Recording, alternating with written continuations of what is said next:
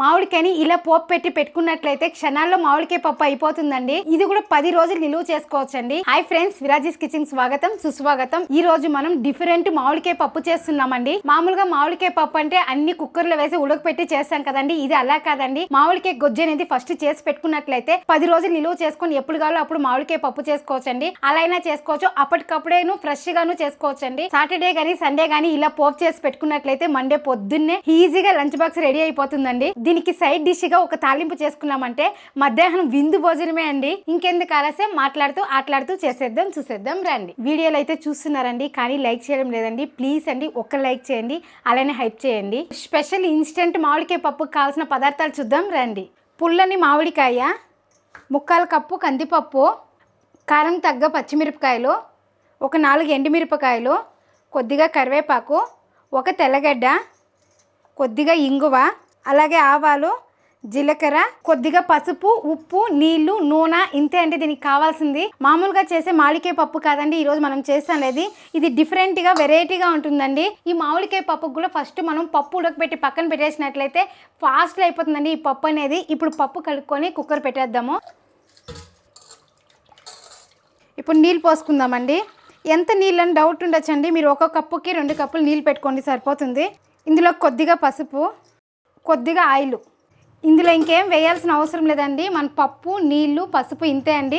దీన్ని మాత్రం బాగా బాయిల్ చేసుకుందాము. మనం ఇక్కడ పప్పు వేరే నానబెట్టలేదండి, అలానే పెడుతున్నాం కదా. ఒక 4 విజిల్ పెట్టుకుందామండి.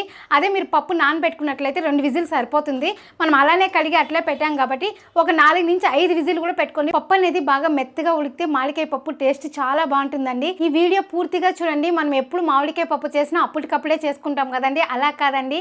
మీరు 2 రోజుల ముందు కూడా ఇది చేసి పెట్టుకున్నట్లయితే ఫ్రెష్గా పప్పు పెట్టుకున్నట్లయితే మామిడికాయ పప్పు అనేది ఫ్రెష్గా అప్పుడే చేసుకున్నట్లు ఉంటుందండి. కాబట్టి మన బిజీ పీపుల్కి ఇలా నేర్చుకొని ఇంట్లో ట్రై చేసి చాలా బాగా వచ్చిందని రిజల్ట్ ఇచ్చినాకే చేస్తున్నానండి. ఇలా మీరు ట్రై చేయండి, కాకపోతే స్కిప్ చేయకుండా చూడండి, మీకు అర్థమవుతుంది. ఇక్కడ నేను పుల్లగా ఉండే మామిడికాయ తీసుకున్నానండి. కాకపోతే మీరు చిన్నకాయ తీసుకున్నారు కదా, పులుపు సరిపోతుందని డౌట్ కూడా ఉండొచ్చండి. ఈ మామిడికాయ అనేది పులుపు ఎక్కువ ఉంటుందండి. కాబట్టి మనం టమోటా, చింతపండు ఏమీ వేసలేదండి. నేను పెట్టిండే పప్పుకైతే ఈ ఒక్క మామిడికాయ సరిపోతుందండి. ఈ పప్పు వచ్చి కూడా 4 తినచ్చండి హ్యాపీగా. మీరు ఈ మామిడికాయ కాకుండా ఈ మామిడికాయ వేసుకున్నట్లుంటే ఇంకొక మామిడికాయ వేసుకోండి, అప్పుడే పులుపు అనేది సరిపోతుంది. మామిడికాయ పప్పు అంటేనే కొంచెం పులుపుగా ఉంటేనే బాగుంటుందండి. ఆ పులుపుకి తగ్గ ఉప్పు, ఆ పులుపుకి తగ్గ కారం వేసినామంటే అదిరిపోతుందండి టేస్ట్ అయితే. ఈసారి నేను చేసినట్లు మీరు చేయండి, అప్పుడు ఇదే రకమైన మామిడికాయ పప్పే మీ ఇంట్లో అడిగి మరీ చేపించుకుంటారండి మన వాళ్ళు. ముందుగా మామిడికాయ తొక్క తీసుకునేద్దామండి. ఈ తొక్క ఉన్నట్లయితే మామిడికాయ అనేది మెత్తపడదండి, కాబట్టి తొక్క తీయేస్తాము.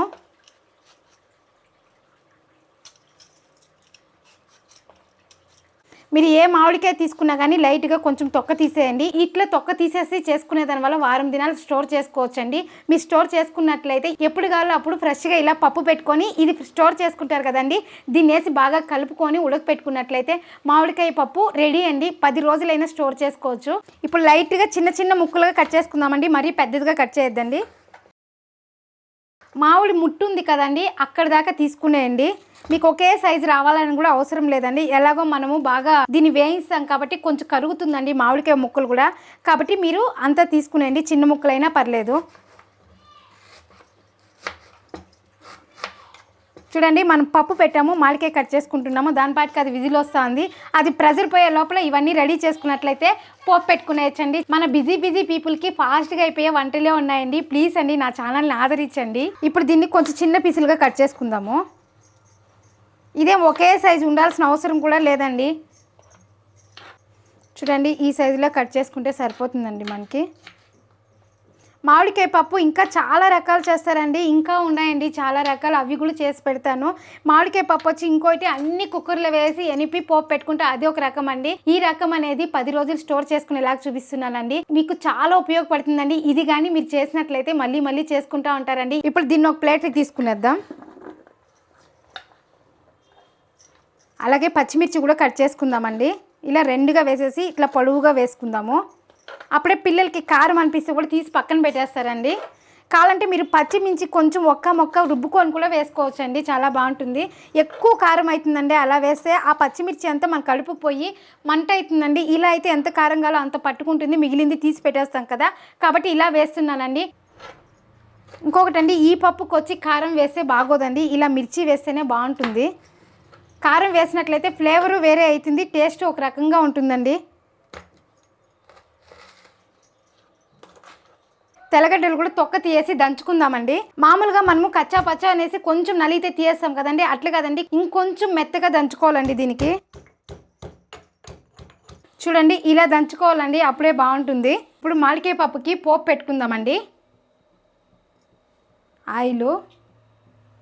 ఆయిల్ వేడెక్కిందండి, ఆవాలు వేసుకుందాము. అలాగే జీలకర్ర, మీరు జీలకర్ర పొడి కావాలన్నా కానీ వేసుకోవచ్చండి. ఆవాలు చిట్లిన తర్వాత తెల్లగడ్డ,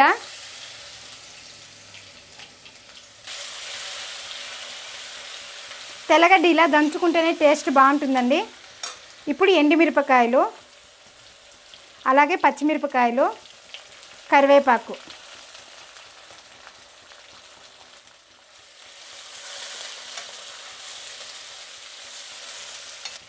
అలాగే ఇంగువ.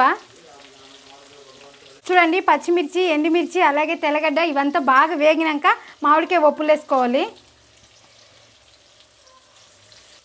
అలాగే రుచికి సరిపోయినంత ఉప్పు. ఇప్పుడు బాగా మగ్గించాలండి. ఉప్పు ఇప్పుడు వేయడం వల్ల మామిడికాయ ముక్కలు కూడా మెత్తపడుతుంది. ఇప్పుడు సిమ్లో పెట్టుకొని వేయించుకుందామండి.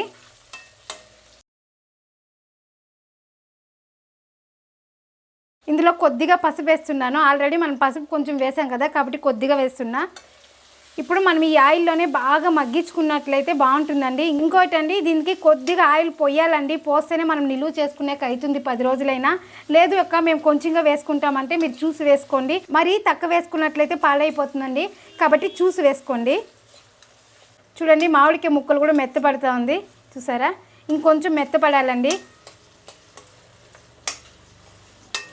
5 minutes later.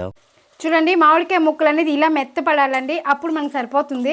ఇలా పోపు పెట్టుకొని మెత్తపడిన తర్వాత మామిడికాయ ముక్కలు మీరు స్టోర్ చేసి పెట్టుకున్నారంటే 10 రోజులు నిలువ ఉంటుందండి. ఎప్పుడు కావాలో అప్పుడు ఈ పోపు పెట్టుకుంటాం కదండి, ఇది తీసుకొనేసి ఇలా పప్పు ఉడకపెట్టుకొని అందులో వేసి బాగా ఉడకపెట్టుకున్నామంటే మామిడికాయ పప్పు అప్పటికప్పుడే చేసినట్లు ఉంటుందండి. టేస్ట్ అయితే చాలా బాగుంటుంది.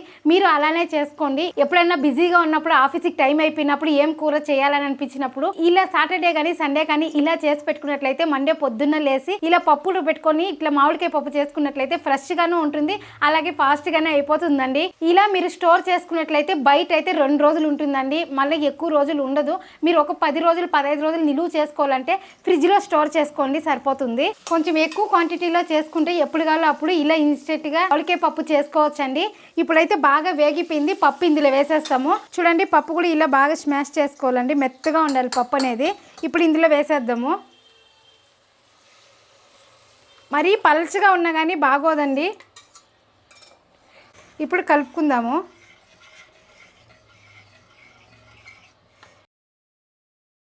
ఇప్పుడు ఈ స్టేజ్లో మనం ఉప్పు చెక్ చేసుకోవాలండి. ఉప్పు ఏమైనా తక్కువ ఉంటే వేసుకోవాలి. చూసారా మన మామిడికాయ పప్పు చాలా బాగుందండి, చూడ్డానికి బాగుంది, టేస్ట్ అయితే అదిరిపోతుందండి. ఇలా వేడి వేడి రైస్కి తింటా ఉంటే ఇంకా 4 ముద్దలు ఎక్కువ తింటామండి. ఇందులోకి కొద్దిగా నీళ్ళు వేసానండి, మరీ గట్టిగా ఉంది కాబట్టి కొద్దిగా వేసాను. ఇప్పుడు దీన్ని బాగా ఉడకపెట్టుకుందామండి. బాగా ఉడికినాక కొత్తిమీర చల్లేసి దించేసేదే, అంతే అండి. ఇది బాగా ఉడికిందంటే ఇన్స్టెంట్ మామిడికాయ పప్పు రెడీ అండి. చూడండి ఇలా ఉడకాలండి.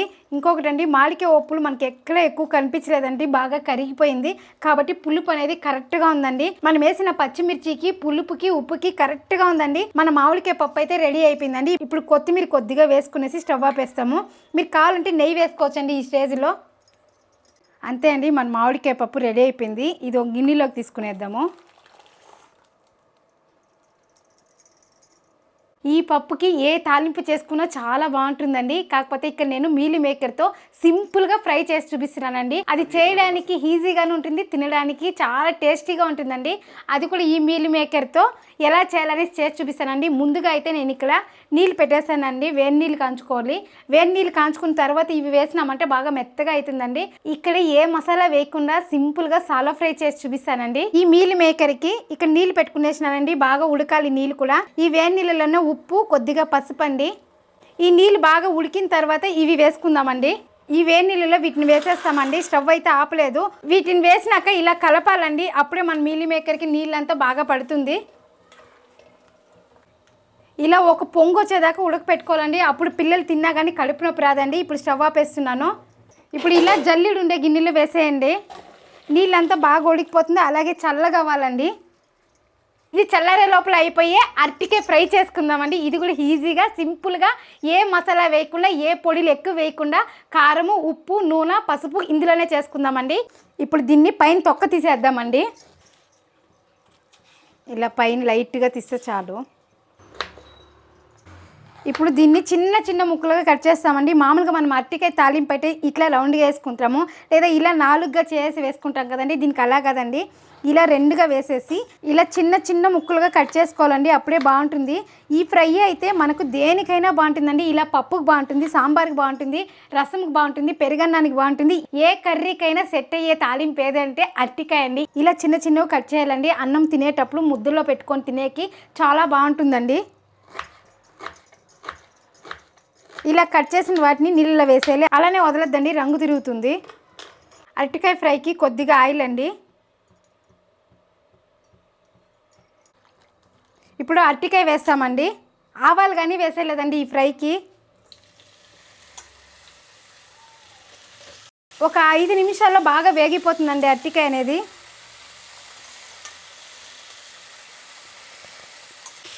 ఒకసారి కలుపుకుందాం వేసిన తర్వాత.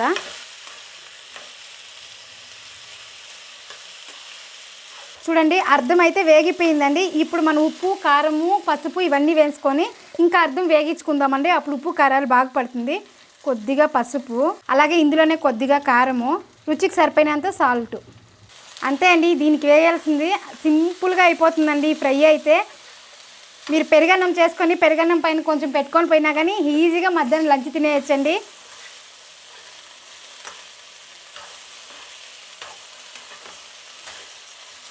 ఇంకొక అర్థం ఇలానే వేయించుకుందాము. అంతే అండి, సింపుల్గా అరటికాయ ఫ్రై కూడా రెడీ అయిపోయిందండి. ఇప్పుడు స్టవ్ ఆపేద్దాము. మామూలుగా మన పొటాటో ఫ్రై ఎలా వస్తుందో అలానే వచ్చిందండి, ఉదురుదురుగా. చూసారా? ఇంకా రోస్ట్ అవ్వాలంటే కానీ చేసుకోవచ్చండి. చూడండి, వీటిని వడిగేసాం కదా, ఇదైతే అలానే ఉందండి. ఇంకా చూడండి, ఉడుకు చల్లారలేదు. మనకు ఆ లోపల అరటికాయ తాలింపు అనేది రెడీ అయిపోయిందండి. చాలా ఫాస్ట్గా అయిపోతుందండి ఈ తాలింపు. ఇప్పుడు దీన్ని పక్కన పెట్టేసి మీల్ మేకర్ చేసుకునేద్దాం. మనం కొంతసేపు అలానే పెట్టేసాం కదండి, కాబట్టి నీళ్ళు అనేది ఎక్కువ రాలేదండి పిండినా కానీ. ఇలానే వేయించేద్దామండి. ఇప్పుడు ఇందులో కొద్దిగా ఆయిలు, ఇప్పుడు ఇందులో కొద్దిగా అల్లం వెల్లుల్లి పేస్టు. అల్లం వెల్లుల్లి పేస్ట్ అనేది బాగా వేగాలండి. మీరు కావాలంటే ఎర్రగడ్డ, టమోటా ఇవన్నీ వేసుకొని కూడా కొంచెం కర్రీ లాగా చేసుకుంటే కూడా చపాతీకి, పరోటాకి చాలా బాగుంటుందండి. కాకపోతే నేను సింపుల్గా పప్పుకి ఇలానే చేస్తానండి. ఇది బాగా వేగినాక ఇందులోనే కొద్దిగా కారము, మీకు కారం చూసి వేసుకోండి ఎంత కావాలో అంత. అలాగే కొద్దిగా జీలకర్ర పొడి, చూడండి ఇంతే వేస్తున్నాను. మనకి గరం మసాలా కూడా అవసరం లేదండి, జీలకర్ర పొడి వేసేదాని వల్ల టేస్ట్ బాగుంటుంది. అలాగే కొద్దిగా పసుపు. అంతే అండి, ఇవన్నీ వేసేసిన తర్వాత ఈ మీల్ మేకర్ ఇందులో వేసేద్దాం.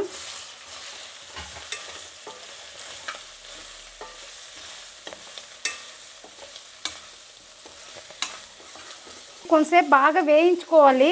మనం ఉప్పు అనేది ఆల్రెడీ వేసామండి. ఇప్పుడు కొద్దిగా చల్లుకుందాము. ఎక్కువ వేయొద్దండి, చూసి వేసుకోండి. ఎందుకంటే మనం నీళ్ళల్లో వేసాం కదా కాబట్టి.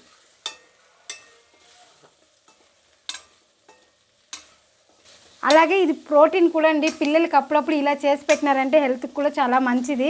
కాబట్టి ఎప్పుడో వారానికి ఒక దినము అలా చేసి పెట్టినట్లయితే పిల్లలు కూడా ఇష్టంగా తింటారండి. ఉప్పు వేసిన తర్వాత కొంచెంసేపు వేయించుకోవాలండి, అప్పుడే మనకు ఉప్పు అనేది బాగా పడుతుంది. అంతే అండి, దీనికి ఏమి కొత్తిమీర కూడా అవసరం లేదండి. ఇప్పుడు స్టవ్ ఆపేస్తున్నాను. చూసారా, ఈజీగా అయిపోయింది. ముందుగా మీల్ మేకర్ వడ్డించుకుందామండి. అలాగే పొడి పొడిగా అయిన అరటికాయ వేపుడండి. తాలింపులు ఎక్కువ తినాలండి, రైస్ తక్కువ తినాలి. అలాగే వేడి వేడి రైస్ అండి. మీలో ఎంతమందికి సమ్మర్లో ఇలా వేడి వేడి రైస్ నచ్చుతుందండి? బగబగ మండే ఎండాకాలంలో అయినా నాకు ఇలా పొగలు కక్కే వేడి రైసే నచ్చుతుందండి. ఇప్పుడు అసలు సిసలైన మామిడికాయ పప్పు కలిపి వేసుకుందామండి. చూడండి, మామిడికాయ అనేది ఎక్కడ కనిపించలేదండి, బాగా మనం వేయించినప్పుడే కరిగిపోయింది. ఇలా ఉండాలండి మామిడికాయ పప్పు.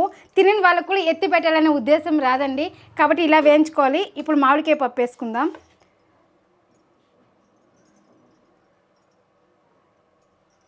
ఇప్పుడు మామిడికాయ పప్పు టేస్ట్ చూద్దామండి. అన్నం అయితే వేడిగా ఉందండి. దీనికి ఫస్ట్ మనము అరటికాయ పెట్టుకుందాము. అరటికాయ వేపుడు అనేది ఇలా చిన్న చిన్న ముక్కలుగా కట్ చేసుకునే దానివల్ల ఇలా అన్నంలో పెట్టుకొని తినొచ్చండి. అదే పెద్ద ముక్కలు కట్ చేసినామంటే ఫస్ట్ అరటికాయ తినేసి మళ్ళీ అన్నం పెట్టుకోవాలండి. అందుకే నేను చిన్న ముక్కలుగా కట్ చేసినాను. ఇప్పుడు టేస్ట్ చూద్దామండి.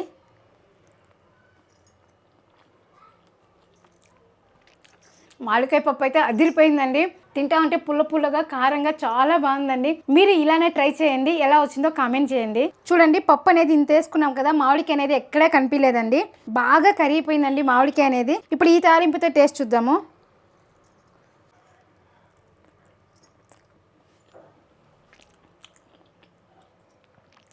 చాలా అంటే చాలా బాగుందండి. ఈ ఫ్రైకి కూరకి మీరు ఇలానే ట్రై చేయండి. మామిడికాయ పప్పు ఎప్పుడు కావాలో అప్పుడు క్షణాల్లో రెడీ అండి. ఈ సమ్మర్కి మన ఛానల్లో అంబిల్ చేశానండి.